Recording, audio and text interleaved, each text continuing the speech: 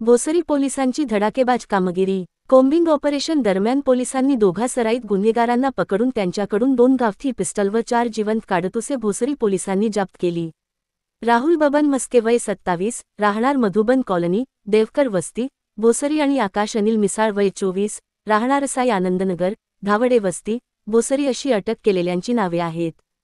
Police उपनिरीक्षक सुहास खाडे, श्रेणी police उपनिरीक्षक अरुण भालेराव व त्यांचे सहकारी मे 10 रोजी भोसरी परिसरात कोम्बिंग ऑपरेशनच्या अनुषंगाने पेट्रोलिंग करत होते। त्यावेळी पोलीस अंमलदार प्रकाश भोजणे यांना बातमीदाराकडून माहिती मिळाली। त्यानुसार पोलिसांनी राहुल मस्के याला ताब्यात घेऊन त्याच्याकडून एक देशी बनावटीचे पिस्टल व 2 जिवंत काडतुसे जप्त केली। पिस्टलबाबत चौकशी केल्यावर त्याने हे पिस्टल भरत जैद राहणार चिंबळी टोल नाका याने ठेवण्यासाठी दिलेल्याचे सांगितले।